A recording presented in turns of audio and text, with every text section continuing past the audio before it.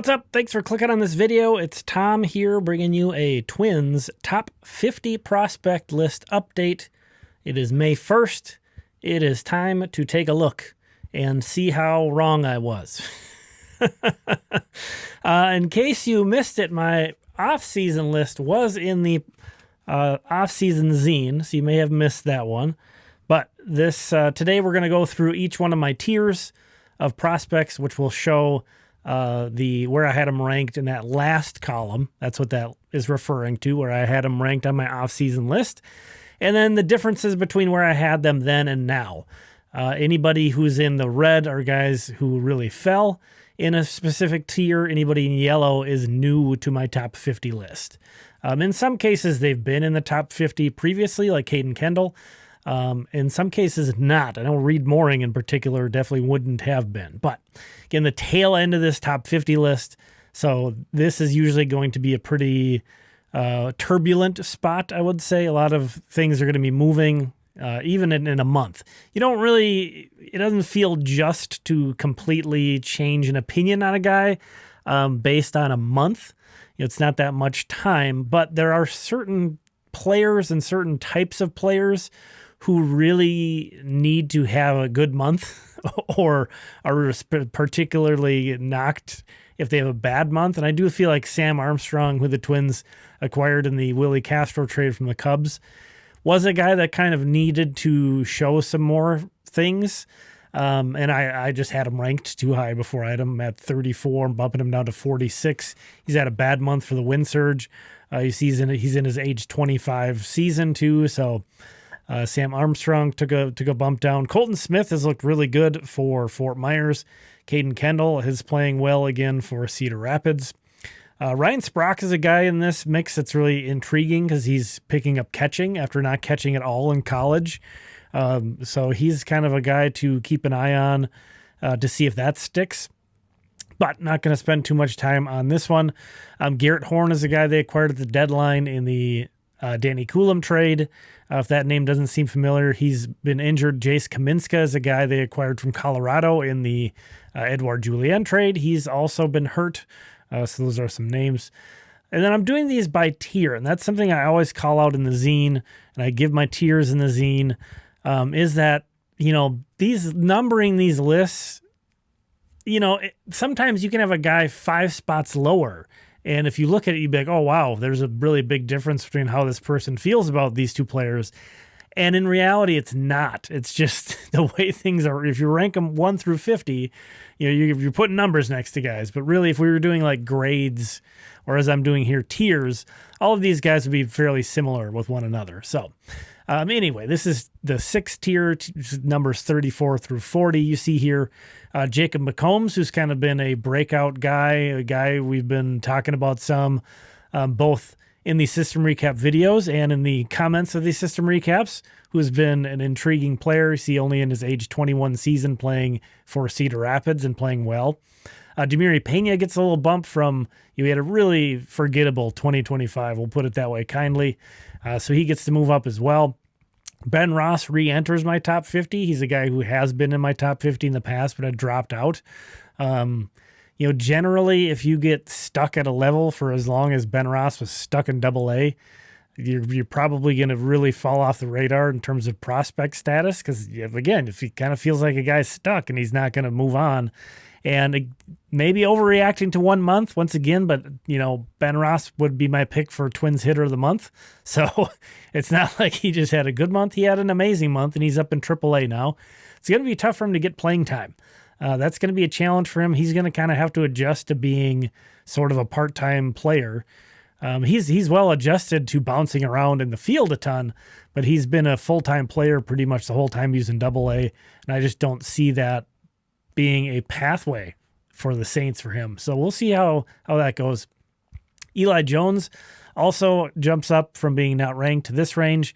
A guy who's throwing a ton of innings, a guy who's had some really, really, really good outings and some not so good outings so far.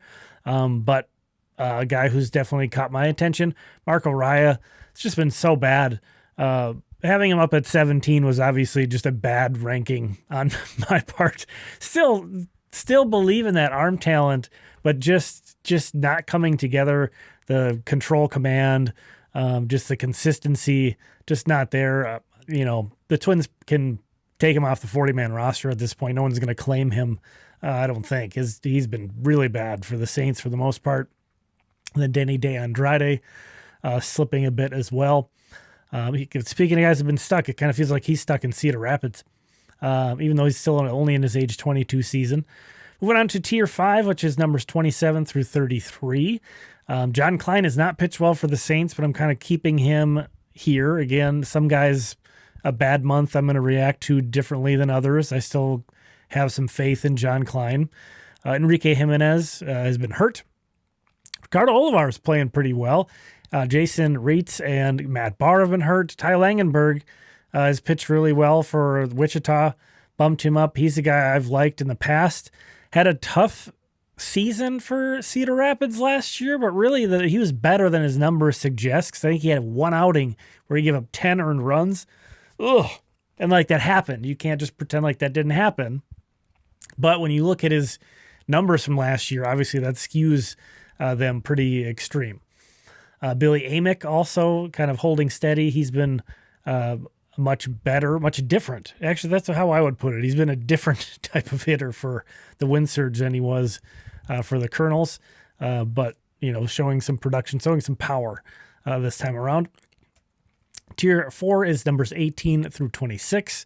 Kind of the higher we go up here, there's the less really huge variance there's going to be. But Yasser Mercedes, who's a guy I've had in this range before, is back up there. He's playing extremely well. He's altered his stance. He's altered his pre-pitch setup. Always been a really talented guy, but now he's kind of backing it up. And hopefully if he keeps this up, we'll see him in Cedar Rapids before long. That would be a lot of fun. Moving on to Tier 3, which is numbers 11 through 17.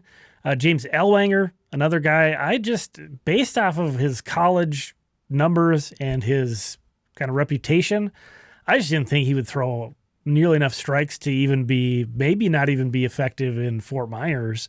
That's kind of saying a lot for a college arm, and he was so good. I have to say because he's on the injured list now with an elbow injury. Hopefully that's not more severe than the Twins think it is at this point. It's not Tommy John or anything right now. He just looked so good. The command, control, he fell behind a lot of guys. He had to pitch back into a lot of counts, but he didn't walk tons of guys. The control command wasn't as big of a deal breaker as I was thinking maybe it would be. And again, when he had to really bear down and get a pitch, he could reach back and get something there. So I'm impressed with James Ellwanger.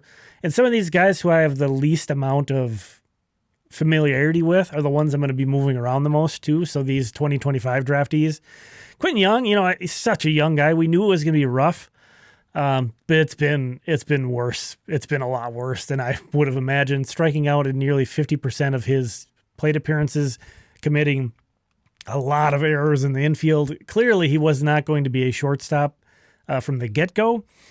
But I don't even know if third base is going to. He has the arm, no doubt about it, for third base. But I'm still not completely jumping off on him. But he deservedly, I'm going to slide him down a few spots. It also says something about some of the guys I moved up to. Ryan Gallagher was promoted to AAA. He kind of struggled in his first Saints start, but I think that says a lot for a guy who was just drafted in 2024. The other guy they acquired in the Willie Castro trade. Gabriel Gonzalez, I know I've been kind of lower on him. He's been hitting home runs. He's tied for the system lead in homers, and he's getting first base. Yeah, I don't think he's ever going to be good there. He's not like a natural fit there, but that helps. But as a right-handed hitting, defensively limited guy, it's hard to really put him up on a prospect list. I love Gabriel Gonzalez. I think he's super fun. He was my pick for Twins Hitter of the Year last year, minor league hitter of the year. But just it's kind of a limited profile in my opinion. Andrew Morris, of course, up with the Minnesota Twins at this point. A guy I've always loved watching. I've never been the highest on him as a prospect, but I really believe in him as a major league talent and have continued to do so. Moving on to tier 2, which is numbers 5 through 10. This is a big change and probably a long time coming. Maybe on both of these guys too. So Charlie Soto moves down. That has way less to do with Charlie Soto, really, and more to do with all these guys that are moving up. I knew Soto wasn't going to open the season active. Unfortunately, he's still recovering from surgery he had. I knew that was the case, so it's not like I'm bumping him down because he's out even longer. It's just all these guys that moved up have been amazing. Kedry Rojas, they checked the box of, was he going to... He said he wasn't adjusting to the MLB ball when he was pitching in AAA the first time and had horrible numbers. So the question was, okay, is that actually a thing, or can you just not get AAA guys out? You only moved him up from 10 to 9, but I think it's very worthy of adjusting him a little bit. He's moving up, even though Charlie Soto's staying the same. Kendrick Ross is moving up. Riley Quick, yeah, he's moving up. I mean, we expected him to dominate Fort Myers, but I mean, to the level that he dominated is pretty eye-opening. Like, you can't pitch better than that. And then he's up in Cedar Rapids, had a very good first outing for the Colonels. So you're moving him. Actually, he actually stays at 8, but moving him above Charlie Soto, that feels appropriate. Merrick Houston, another guy after he moved up to Cedar Rapids last year, had like a sub 500 OPS. It was very small sample. It was at the very end of the year, so you kind of realistically said, "Oh, okay, give him a free pass on that." That still lingers in the back of your mind of like, wait a minute, is this guy just not going to hit? And I've rated him higher than a lot of other places. He also staying at 7, but moving ahead of Soto. I think he deserves a bump. Dason Hill moved down from 5 to 6. That has about maybe equal parts. He's been pitching better of late, but his control just completely goes away sometimes, and it's scary. It's a concern. 20 years old, obviously there's a lot of time for that, but a lot of things I've been burnt on in terms of ranking prospects is sort of forecasting things that you hope a guy can do, which maybe that's why I've been so harsh on Connor Prielipp. Forecasting things you think you hope a guy can do before he actually shows he can do them. And so I think we could tell he's doing this at 20. Just think what he's going to be at 21, 22. Obviously, I still like Dason Hill. I'm as the number 6 prospect in what I think is a really deep system. I think, to be honest, I think through 9, for sure, you could argue these guys are at least in the conversation for top 100 prospects. I don't know that the Twins have, we'll get to that in a sec, but I don't know that the Twins have all that impressive of tippy top tier prospects. But this is a really deep system with tons of guys who are going to be major leaguers. So yeah, I'm still high on the system. But again, we'll talk about that more in a sec. So I've got to eat some crow here. Connor Prielipp. Again, I watched him so much last year, in part from doing videos, but in part I was also writing a Twins Daily minor league report again last year, once a week, and I seemed to get his starts almost every week. So I was really paying attention to him. There's just so many outings that he had in Wichita where and I never have questioned his stuff, but you would imagine he would have just completely dominated in Double-A, and he didn't. Part of it was he had a bad defense, gave up a huge BABIP, a ridiculous BABIP. But he also just wasn't executing pitches. Something was missing. Something was off. I think this curveball is a huge difference maker for him. It just gives him a whole nother look, a whole nother velocity band that he has a pitch. It gives something in the back of a hitter's mind.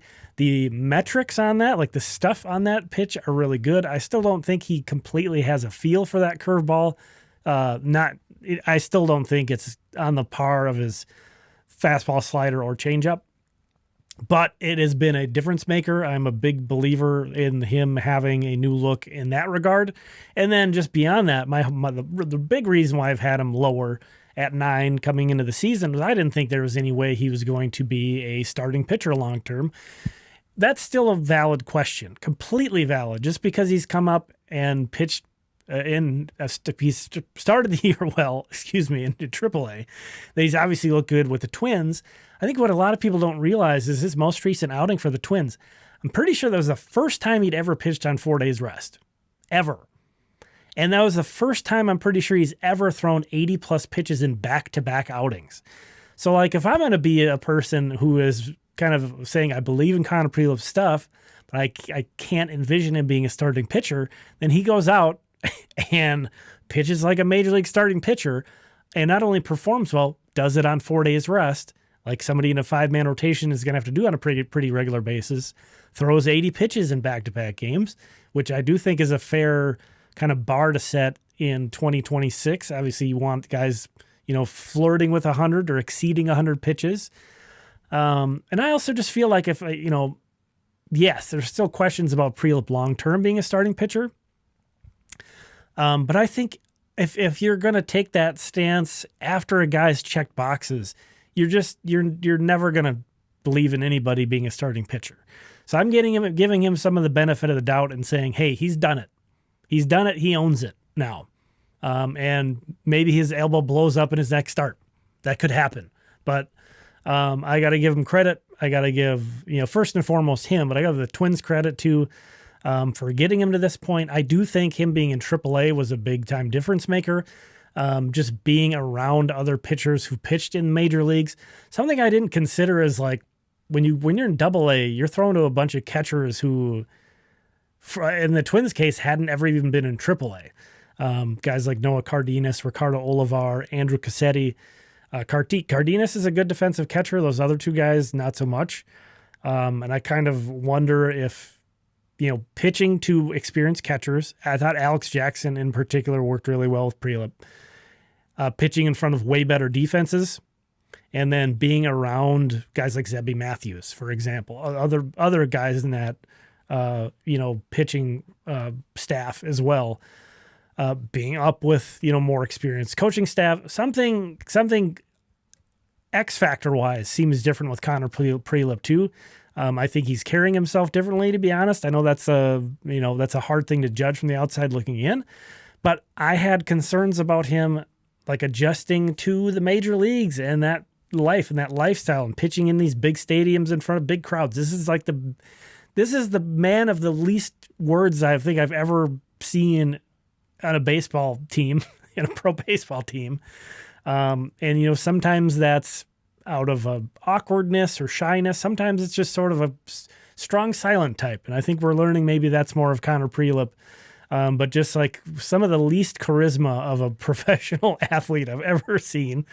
Again, but so I was curious how he would, take to pitching in New York or in a full stadium or whatever. We're still seeing that, evolve and show itself to us. I've been really impressed with Connor Prielipp. And again, I've never questioned his pitches or his stuff. So yeah, that was a long rant, but I feel like that deserved some ranting. So let's get to tier 1, which is actually numbers 1 through 4 now. I had in the prospect edition of the zine, I've had Walker Jenkins in his own tier for a long time. So you see all these guys are staying 1, 2, 3, 4, same ranking, but I'm trying to convey with these tiers, I think they've all come closer because I had Jenkins in a tier, I had Culpepper and Rodriguez in a tier, and I had Tait in a tier. And as good as Culpepper and Rodriguez have been, I actually have been pretty impressed with Eduardo Tait in general.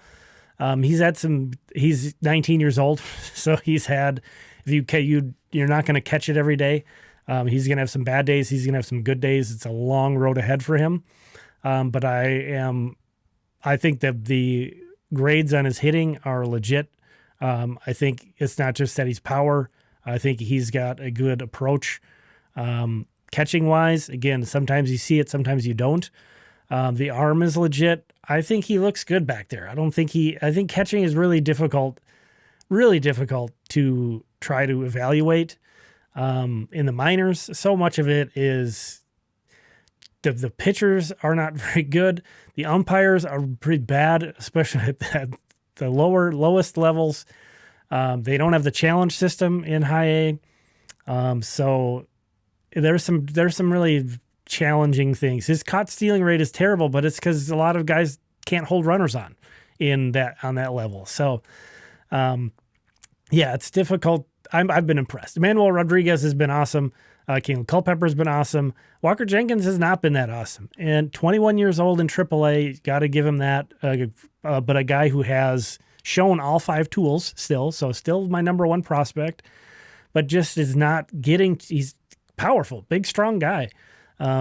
He's going to continue to grow into more power, but just has not shown the ability, or you could almost say has not shown the interest in trying to hit for power. And that's okay to some degree. You don't need to always have a guy who sells out for power every swing. Rodriguez kind of does that, and sometimes it really works against him with how many strikeouts he has. But Jenkins just again, a young guy in AAA, but there's other when we're putting him at that pedestal of a potential top 10 universal prospect in baseball, depending on who you ask. We can get nitpicky, and he really hasn't, looked like some kind of a,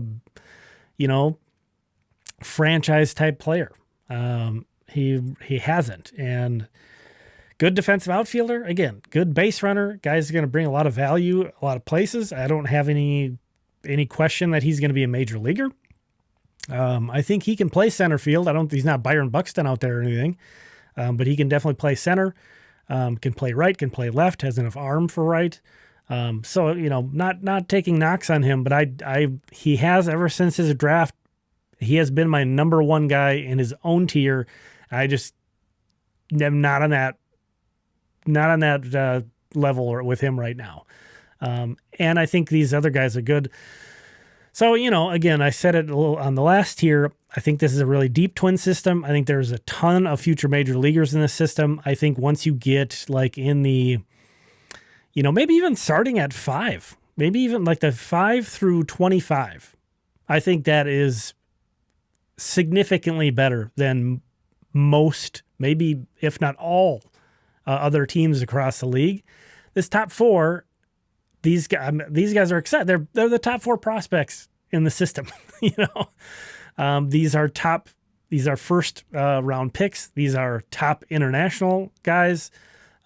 These are a guy who was acquired for a huge star closer at the deadlines. These are high profile guys. I'm excited about these guys. I think definitely these guys could be difference makers, but every team, or not every team, but most teams have guys like this at the top of their prospect lists. Still feel like probably all these guys should be at least in consideration for top 50 universal prospects. Walker Jenkins a little higher. But still, there are other teams that have more eye-popping tippy tops of their lists. We'll put it that way. Anyway, I mentioned that we're going to get to the info from Friday. Here it is. I'm pre-recording this, so I've entered this information after the fact. But wow, look at all these performances. Oh my goodness, can you believe that guy did that? So, if I have anything, if a future PM evening shift Tom has anything to add from Friday, I'll cut that in here. But if not, thanks for checking this one out. For more Twins prospect coverage and draft coverage, MLB draft coverage, check out Limestone Pipeline on Patreon. But thanks for checking this one out. We'll talk again soon.